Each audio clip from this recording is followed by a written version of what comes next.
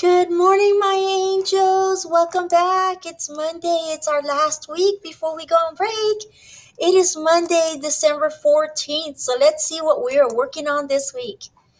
All right. So for today, we will be working on Latin America's economic system. So we'll go back and revisit what economic systems are, and then we'll go back and then we will go into the lesson of what type of economic systems are practiced in Latin America.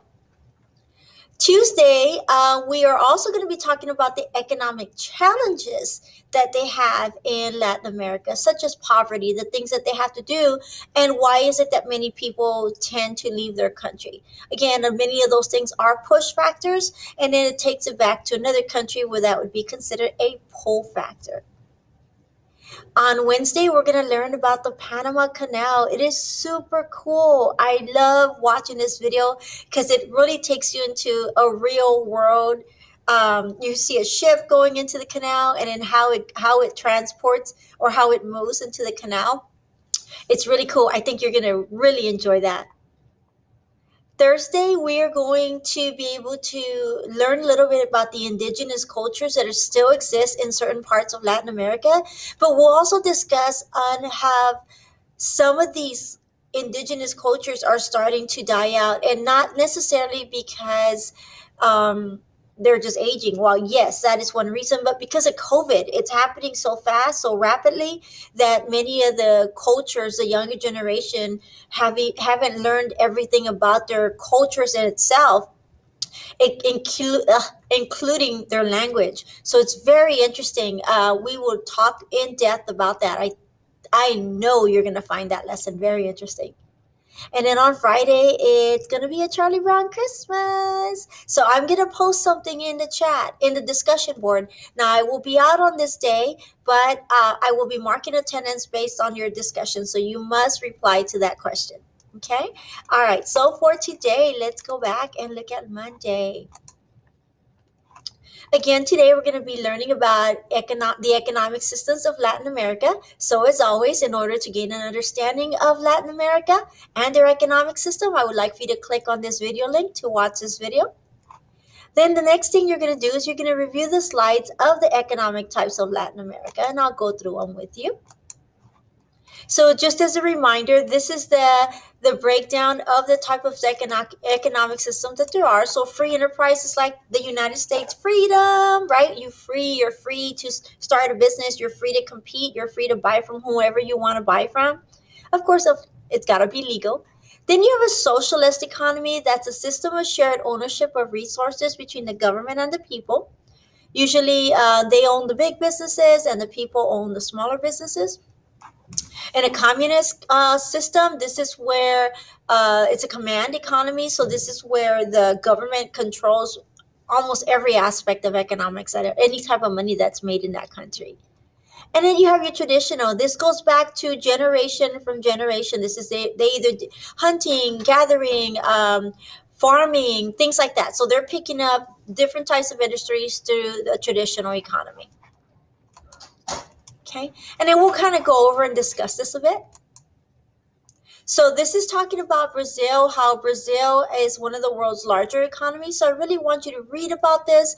Its economy is basically large on private ownership, but with limited government controls. Venezuela, we learned about that last week. Very sad situation. Even though they're presidential, they have a republic system. The central government directs the economy regarding the production and distribution of goods. So it's almost like their government definition doesn't match their economic definition. So it's what they're doing that matches their economic system, but it's a very sad system. So we'll talk a little bit more about that today. Chile, its economy is made up of both private and state-owned corporations.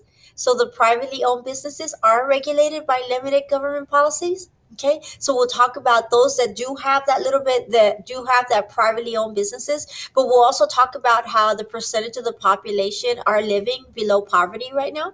So there is the rich and there's the poor, and we'll talk about what that difference is and why. Bolivia economy includes a variety of private freedom combined with centralized economic planning and government regulation.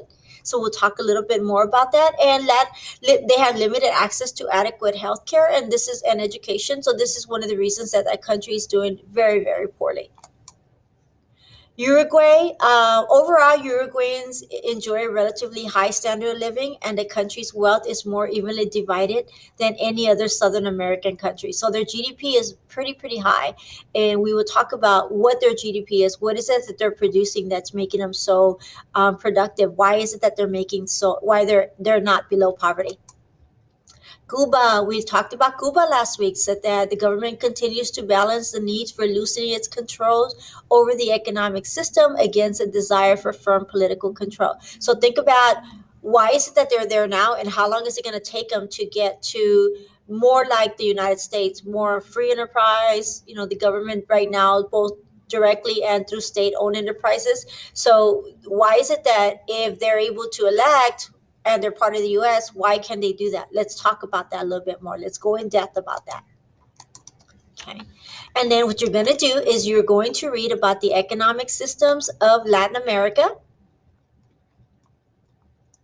Now, again, it's going to break down that traditional economy, bartering. Remember, bartering, a lot of traditional economies, they believe in bartering system. So, in other words, if you have fish and then you have deer meat, right?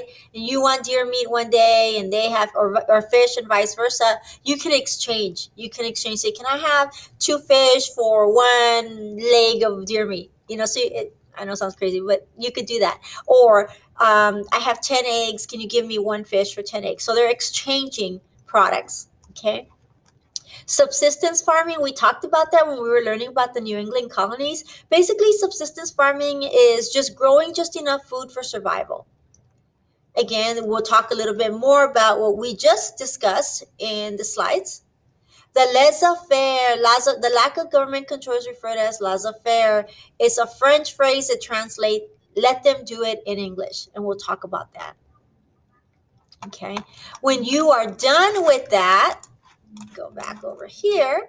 Then you're going to answer the questions. Latin America. Okay. You'll answer these questions. I think the majority are true false. Oh, some multiple choice. Okay. Half true false, half multiple choice. All right. Okay, my angels, that's how you're working on. I can't wait to see you in a little bit. I have missed you all weekend long, and I'm looking forward to seeing you this morning. We'll talk about is why is it that these countries have such a low economy? Why is it that they're poverty? Why are they in poverty?